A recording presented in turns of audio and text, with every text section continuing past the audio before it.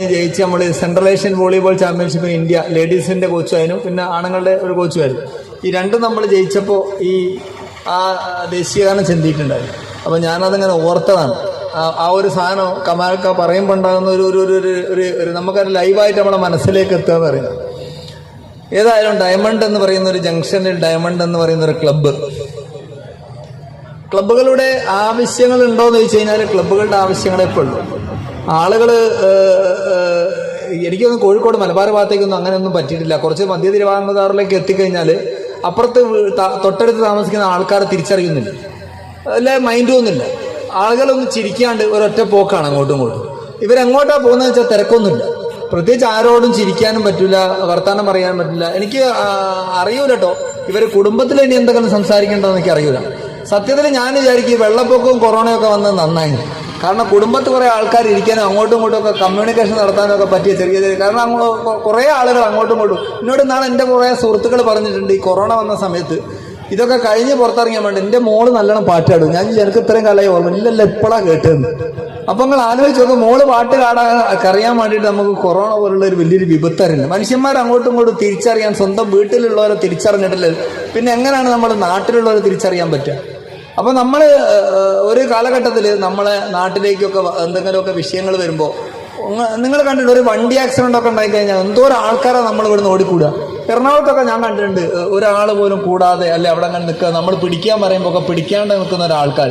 അതൊക്കെ ചെറിയ ചെറിയ രീതിയിൽ നമ്മളുടെ ഈ ഭാഗത്തേക്കൊക്കെ ആയിട്ട് അത് മലബാറുകാരെന്നൊക്കെ പറയുമ്പോണ്ടല്ല, അതിൻ്റെ ഒരു സ്നേഹമുണ്ട്. ആളുകൾ പറയുമ്പോൾ മലബാർ എന്ന് പറയുമ്പോൾ നമ്മൾ കോഴിക്കോട് നിന്നാണ് വരുന്നതെന്ന് പറയുമ്പോൾ തന്നെ ആളുകൾക്ക് വലിയൊരു സ്നേഹമുണ്ട്. കാരണം അവിടുത്തെ ആൾക്കാർ അങ്ങനത്തെ ഒക്കെ ആണെന്ന് പറയുന്നൊരു ഇതുണ്ട്. ഇതെല്ലാം നമ്മൾ കളികളിലൂടെ കിട്ടുന്നൊരു സാധനമാണ്. ഈ കളിക്കളങ്ങൾ എന്ന് പറയുമ്പോണ്ടല്ലോ, കളിക്കളങ്ങൾക്ക് വലിയൊരു സംഭവമുണ്ട്. ഇപ്പോൾ കമാൽക്ക നേരത്തെ പറഞ്ഞ കോമ്പസ് എടുത്ത് കത്തിയെടുത്ത് കുത്തിയ പേരൊക്കെ നമ്മൾ ഈ കത്തിയെടുത്ത് കൊടുക്കുക. നിങ്ങൾ ഇപ്പോഴത്തെ സ്കൂൾ കുട്ടികളോട് ചോദിച്ചിട്ടുണ്ട്, ഇവരാരും ഒന്നിനും തോറ്റിട്ടില്ല, ഇവർ തോൽക്കുന്നില്ല. നമ്മൾ ആലോചിച്ചത് നമ്മൾ എന്തോരം തോറ്റിട്ടാണ് വലുതായിട്ടുള്ളത്? നമുക്ക് തോറ്റിട്ട് വിഷമമുണ്ടായിട്ടുണ്ടോ? കളിയൊക്കെ തോറ്റ് ഭയങ്കര ലോ പോയിന്റിലൊക്കെ നാറിയിട്ട് ആൾക്കാർ മുഴുവൻ കൂകി വിളിച്ച് മുട്ടയുടെ ഏറൊക്കെ കിട്ടിയിട്ട് നമ്മളിങ്ങനെ പോകും. പിറ്റേന്ന് നമ്മൾ കളിക്കാൻ പോകും, നല്ല ജേഴ്സിയൊക്കെ ഇറങ്ങി മുട്ടേൻ്റെ ഇന്നലെ കെട്ടി ഏറിങ്ങനെയാന്നൊക്കെ പറഞ്ഞ് നമ്മൾ കുളിച്ചിട്ട് പോകും. ഇന്നിപ്പോൾ മുട്ടയുണ്ടൊക്കെ ഒരു കുട്ടീനെ എറിഞ്ഞിട്ടുണ്ടെങ്കിൽ കൊന്നീ കുട്ടി ആത്മഹത്യ അല്ലെ വെറിഞ്ഞാലും കുട്ടി കൊല്ലും. നമുക്കിതൊക്കെ കിട്ടിയത് കൊണ്ട് നിങ്ങൾ ആലോചിക്കുക, പരിഹാസല് കളിയാക്കുക. ഞാൻ പണ്ട് പറയാം, നമ്മളെ നാട്ടിൽ കോട്ടികളില്ലേ, കോട്ടികളിക്ക് ഒരു പ്രത്യേകത ഉണ്ട്. എന്താണെന്നറിയാം, ഞങ്ങൾ കോട്ടി ഇങ്ങനെ കളിക്കുമ്പോൾ നമ്മളിങ്ങനെ തുള്ളിയൊക്കെ ചാടിയിട്ട് പോകും. കോട്ടി കളി കഴിഞ്ഞാൽ നമ്മളിങ്ങനെ മുട്ടനടിക്കാൻ വെച്ചു കൊടുക്കണം. മുട്ടനടിക്കേണ്ടോ? ഈ മുട്ടനടിച്ചു കഴിഞ്ഞാൽ അങ്ങനെ നമുക്കിങ്ങനെ കളിയൊക്കെ തോറ്റ് മുട്ടനടിച്ച് ഇവിടെ ഭയങ്കര വേദനയൊക്കെ ആവും. നമുക്കുണ്ടാകുന്ന അന്ന് രാത്രി നമുക്ക് ഉറങ്ങാൻ പറ്റില്ല. മുട്ടനടി കൊണ്ടതിൻ്റെ വേദന, കുറേ ആൾക്കാർ കളിയാക്കിയതിൻ്റെ വേദന, കുറേ ആൾക്കാർ നമ്മളെ എന്താ പറയുക മറ്റേ നമ്മൾ എതിരാളിൻ്റെതുണ്ടായ അപമാനങ്ങൾ, കുറേ പ്രശ്നങ്ങളാണ്. പിറ്റേന്ന് വൈകുന്നേരം സ്കൂളൊക്കെ വിട്ടിട്ട് നമ്മൾ ഓടി വന്നിട്ട് ഈ അടിച്ച എതിരാളിനെ തന്നെ നമുക്ക് കിട്ടണം. ഓനെ വന്ന് നമ്മളിങ്ങനെ പത്തും നിറച്ചിട്ട് പിന്നെ ഓനങ്ങ് അടിച്ചങ്ങോട്ട് തോൽപ്പിച്ചിട്ട് അവിടെ അങ്ങനെ വെച്ചിട്ട് നമ്മൾ ഈ 5 കോട്ടി വെച്ചിട്ട് ഒരു അടിയുണ്ട്.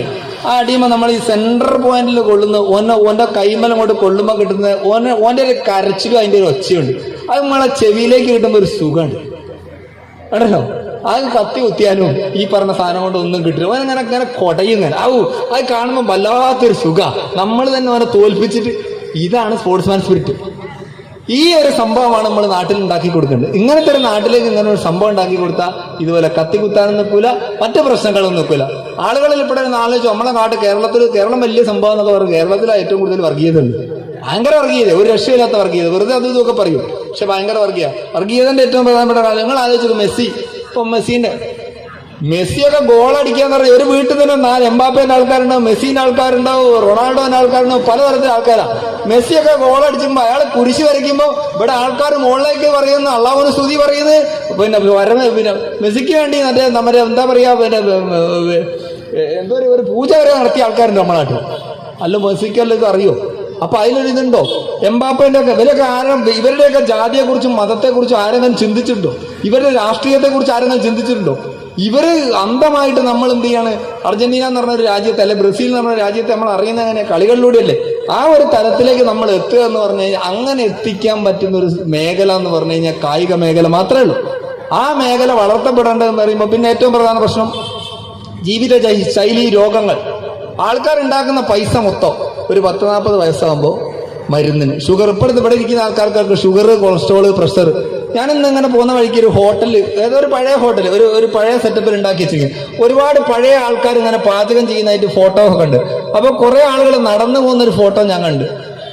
അതിനകത്ത് ഇങ്ങനെ കാണിച്ച് കുറേ ഫോട്ടോസ്. അപ്പൊ ഞാനിങ്ങനെ ശ്രദ്ധിച്ചു, അന്നത്തെ എന്തോ പരിപാടിക്ക് വേണ്ടി കുറെ ആൾക്കാർ നടന്നു പോകണം. ഇപ്പൊ മുണ്ടൊക്കെ പ്രത്യേക തരത്തിൽ, മുടിയൊക്കെ എണ്ണ തേച്ച് ഇവിടെ ഉരുക്കൂട് പോലെയൊക്കെ ചീക്കി വെച്ച കുറെ ആൾക്കാർ. ഞാൻ ആലോചിച്ച് നോക്കുമ്പോൾ എന്തൊരു കരുത്താർന്ന ജനതയായിരുന്നത്. ഒരൊറ്റയാൾക്ക് വയറില്ല, ഭയങ്കര രസമുള്ള ആൾക്കാർ. ഇന്നുണ്ടല്ലോ, ഇന്ന് നിങ്ങൾ ആലോചിക്കുക, ഒരാൾക്ക് പോലും വയറില്ലാത്ത ആൾക്കാർ, എല്ലാവർക്കും വയറാണ്. അപ്പോൾ ആ ഒരു ജനത നിങ്ങൾ ആലോചിച്ച് നോക്കണം, അന്ന് ഉണ്ടാവുന്ന ഒരു അധ്വാനവും ഇന്നുണ്ടാകുന്ന ഒരു അധ്വാനത്തിനെയും തമ്മിലൊരു വ്യത്യാസമുണ്ട്. ആ വ്യത്യാസത്തിലൂടെ ഉണ്ടാക്കിയെടുത്ത സാധനങ്ങളെയാണ് ജീവിതശൈലി രോഗങ്ങൾ എന്ന് വേറിട്ട് വിളിക്കുന്നതും. ഈ അവസാന കാലഘട്ടം വരെ നമ്മളിങ്ങനെ മരുന്നെടുത്ത് തിന്നുന്നത്. അതിന് നമ്മൾ എന്ത് ചെയ്യണം? പുറത്തിറങ്ങി നടന്നാൽ ടിപ്പർ ഇടിക്കും. ഇനി ടിപ്പർ അടിച്ചിട്ടില്ല, നായിൻ്റെ കടിയുള്ളൂ. ഈ രണ്ടും ഇല്ലാണ്ട് കിടന്ന് നമുക്ക് സ്വകാര്യമായിട്ടൊരു ഗ്രൗണ്ടോ സാധനങ്ങളോ ഒക്കെ വേണം. അപ്പം നാട്ടിലൊരു ഗ്രൗണ്ട് ഉണ്ടാക്കുക, ഇതുപോലെ ക്ലബ്ബുകൾ ഉണ്ടാക്കുക, അതിലെല്ലാവരും വൈകുന്നേരം കൂടി നിൽക്കുക. ഇതൊക്കെ അല്ലേ വലിയ സംഭവമാണ്. ജാതിക്കും മതത്തിനും രാഷ്ട്രീയത്തിനും വർണ്ണത്തിനും നിറത്തിനും എല്ലാം അപ്പുറത്തേക്ക് ഒരു കൂട്ടായ്മ ഉണ്ടാക്കിയെടുക്കുക എന്ന് പറയുന്നത് ഏറ്റവും വലിയ സക്സസ് ആണ്. ആരോഗ്യമുള്ളൊരു ജനതയാണ്. അങ്ങനെ തരത്തിലേക്കുള്ള പ്രവർത്തനങ്ങളായി പോകുന്നതിൽ ഡയമണ്ട് എന്ന് പറയുന്നത് സ്വന്തമായിട്ടൊരു ക്ലബ്ബ് ഉണ്ടാക്കിയിട്ടുണ്ട്. ഒരുപാട് ആളുകൾക്ക് ഒത്തുകൂടാനുള്ള ഒരു സമയമുണ്ട്. അതിലെല്ലാം ഉപരി വായിക്കാൻ പറ്റും. നിങ്ങൾ ആലോചിച്ച് നോക്ക്, നമ്മളുടെ കാലഘട്ടത്തിലെ ലൈബ്രറികളിലേക്കൊക്കെ നമ്മൾ പോയിട്ട് നമ്മൾ ഒരു പുസ്തകം തന്നെ വായിക്കണം, 1-2 കാര്യങ്ങൾക്ക് വേണ്ടിയിട്ട്. ഇന്ന് അത് ഗൂഗിളിൽ തിരഞ്ഞു നോക്കുന്നുണ്ട്. ഗൂഗിളിൽ തിരഞ്ഞു നോക്കിയാൽ അതിനേക്കാൾ കൂടുതൽ നല്ല കാര്യങ്ങളും എല്ലാം നമുക്ക് കിട്ടും. പക്ഷേ കേരളത്തിന്റെ മുഖ്യമന്ത്രി ആരാണെന്ന് ചോദിച്ചാൽ അറിയാൻ പറ്റില്ല. ഡിഗ്രി കഴിച്ച ആൾക്കാരോട് പോലും ചോദിച്ചാൽ അവർ ചോദിക്കും അതെയോ ആരാണ്, നമ്മളോട് ചോദിക്കുന്ന ഒരു അവസ്ഥയാണ്. കാരണം അവർക്ക് ഇപ്പോ ഗ്രേസ് മാർക്ക് പത്രം വായിച്ചിട്ട് കൊടുക്കാൻ പറഞ്ഞിട്ടുണ്ടെങ്കിൽ അത് ചിലപ്പോൾ 50 മാർക്ക് കൊടുത്താൽ അതിൽ 5 മാർക്ക് പോലും വാങ്ങാൻ ഇപ്പോഴത്തെ കുട്ടികൾക്ക് ശേഷിയില്ല. കാരണം അവർക്ക് നാട്ടിൽ നടക്കുന്ന കാര്യങ്ങൾ അറിഞ്ഞില്ല. ഇത് നടക്കണമെങ്കിൽ നാട്ടിലേക്ക് ഇറങ്ങണം, പത്രങ്ങൾ വായിക്കണം, ഇതുപോലെ സാമൂഹിക സ്ഥിതിയിലുള്ള ജനങ്ങളുമായിട്ടുള്ള ഇടപെടൽ ഉണ്ടാകണം. അപ്പോൾ അതിനെല്ലാം മുന്നേറ്റം കുറിക്കുന്ന പ്രിയ സുഹൃത്തുണ്ട്, പുള്ളി പറഞ്ഞോണം വളരെ സ്ട്രിക്റ്റ് ആണ്.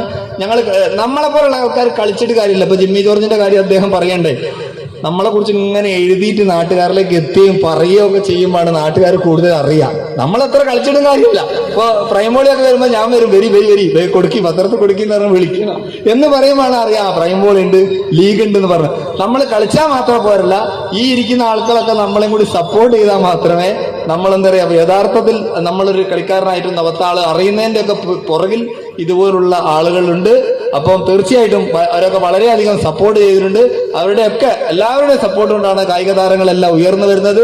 ഇനിയും മാവൂരിൽ നിന്നും ഇവിടെ പ്രദേശത്തു നിന്നൊക്കെ നിരവധി എല്ലാ തലങ്ങളിലും വോളിബോളും ഫുട്ബോളും മാത്രം എല്ലാ തരത്തിലും കരുത്തുറ്റ ഒരു ജനത ഉണ്ടാകട്ടെ, നല്ല കായിക താരങ്ങൾ നമ്മുടെ നാടിന് വേണ്ടി ഉണ്ടാകട്ടെ എന്ന് ആശംസിച്ചുകൊണ്ട് ഈ ക്ലബിന് എല്ലാവിധ ആശംസകളും നേർന്നുകൊണ്ട് നിർത്തുന്നു. നന്ദി, നമസ്കാരം.